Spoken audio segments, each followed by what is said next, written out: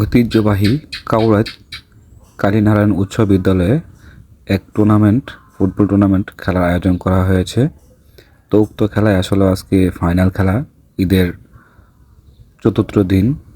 তো আজকে আসলে এই খেলায় মাঝে আমরা এই মোটর সাইকেল দেওয়া হবে, যে খেলোয়াড় বিজয় হবে তাকে এই মোটরসাইকেল দেওয়া হবে। তো আসলে এই দর্শক সারিতে আপনাদেরকে দেখানোর জন্য চেষ্টা করব।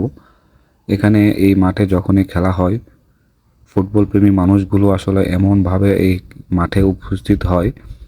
দেখেন, মাঠে আসলে পুরো জায়গায় আসলে মাঠে পা ফেলানোর জায়গা নাই। তো খেলোয়াড় বিন্দুরা আসলে চলে আসছে, তারা হচ্ছে এই নাইজেরিয়া থেকে আগত। তো তার লম্বা চুলগুলো আসলে অনেক লম্বা, সে অনেক ভালো খেলোয়াড়। তো এই যে আরেকজন ভাইও আমাদের নাইজেরিয়ার খেলোয়াড়, মোট 4-5 জন হয়তো আমাদের নাইজেরিয়ার খেলোয়াড় আজকে এই মাঠে উপস্থিত হয়েছেন। তো আসলে এই খেলার মাঠটা আজকে সামনে, আমিও তাদের সাথে আছি। তো আপনাদেরকে দেখানোর জন্য চেষ্টা করতেছি। সবাই আসলে ভিডিও করার জন্য ব্যস্ত আছে।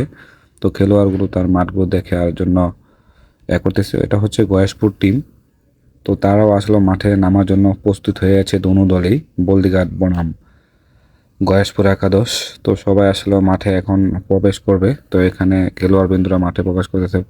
এখানে খেলার প্রধান অতিথি তারা যারা আছেন সবাই মাঠে উপস্থিত হয়ে গেছেন, আমাদের সামনে আছেন।